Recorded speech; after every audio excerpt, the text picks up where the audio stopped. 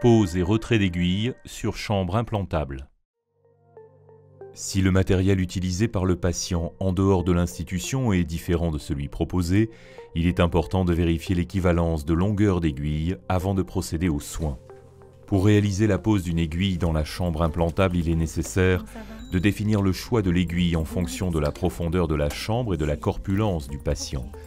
Même si la longueur d'aiguille figure dans un document, il est nécessaire d'évaluer si cette information est toujours pertinente, s'il y a eu prise ou perte de poids importante par exemple. Il est nécessaire d'évaluer l'état de la peau en regard du boîtier et de procéder à la palpation du site et de questionner les préférences et attentes du patient par rapport à ce soin.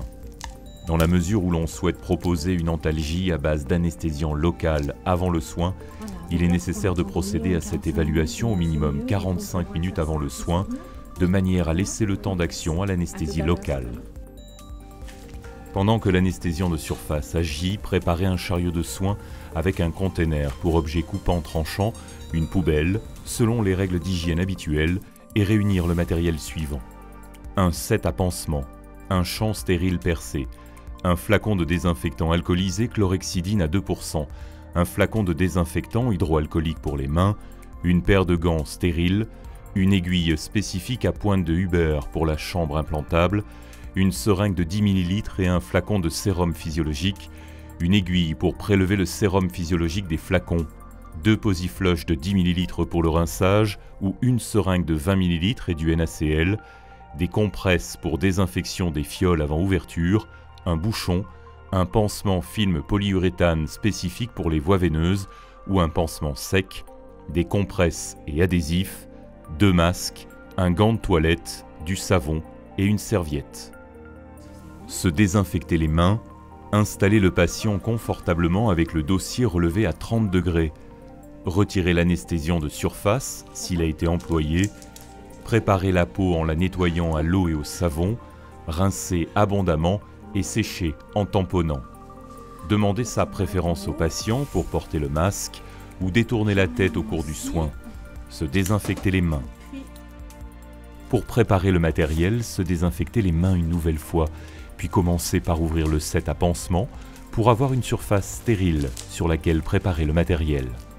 Verser le désinfectant sur les tampons, déposer l'ensemble du matériel stérilement sur le set, se désinfecter les mains, mettre les gants, préparer les seringues de rinçage avec les fioles préalablement ouvertes, 3 seringues de 10 ml ou une seringue de 10 ml et 2 posifloches. Purger l'aiguille avec la seringue de 10 ml et la clamper en rapprochant le clan de l'extrémité distale de sa tubulure. L'utilisation d'une seringue de 10 ml est recommandée pour le test de perméabilité de l'injection et du reflux. La sensibilité est meilleure et le rinçage est plus performant qu'avec une seringue plus grosse. Désinfecter la peau du centre du boîtier vers la périphérie en prenant soin de désinfecter l'ensemble de la surface qui sera couverte par le pansement. Déposer le champ percé pour isoler la zone devant rester propre et veiller à laisser sécher le désinfectant. Saisir l'aiguille par les ailettes en les relevant de la main dominante et retirer la protection plastique de l'aiguille. Veillez à ce que le plateau de l'aiguille reste bien fixé sous les ailettes et ne descende pas le long de l'aiguille. Si cela arrive, le refixer dans son support. Immobilisez le boîtier de la main non dominante avec 3 doigts, l'index et le pouce en pince pour fixer le boîtier, le 3e doigt, le majeur, pour éviter la bascule ou la fuite du boîtier lors de l'insertion de l'aiguille.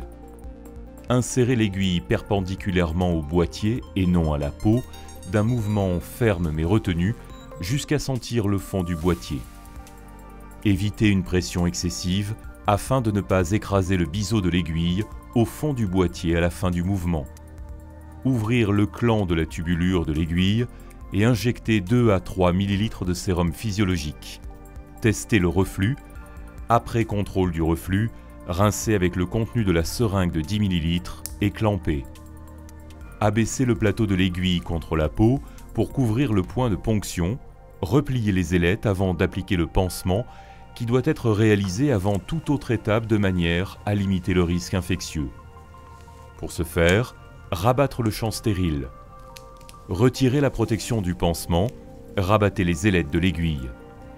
Appliquez le pansement en laissant le minimum d'air sous le pansement et tunnelisez entièrement la tubulure. Si un pansement sec et de l'adhésif sont utilisés, tunnelisez la tubulure avec l'adhésif également. Collez la partie complémentaire du pansement en quinconce en chevauchant bien les deux parties pour limiter le risque de décollement du pansement.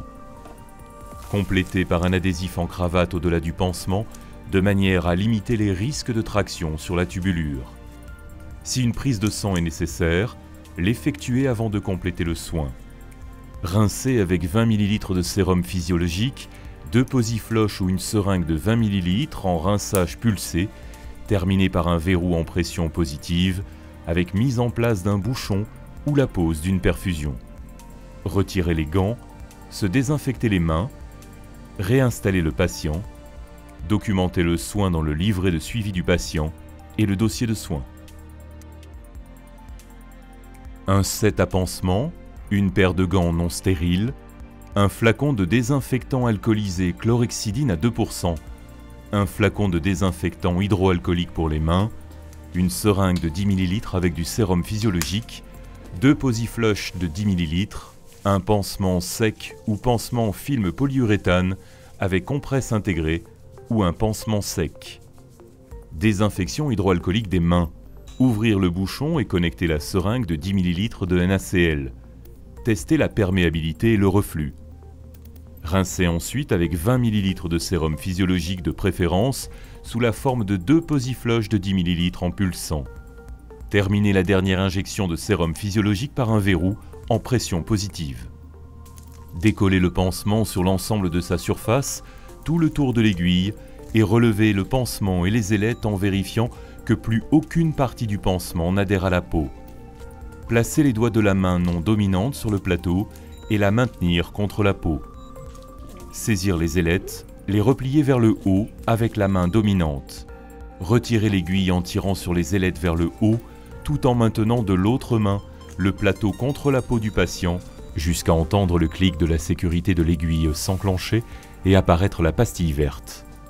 Désinfectez le point de ponction avec une compresse imbibée de désinfectant alcoolisé.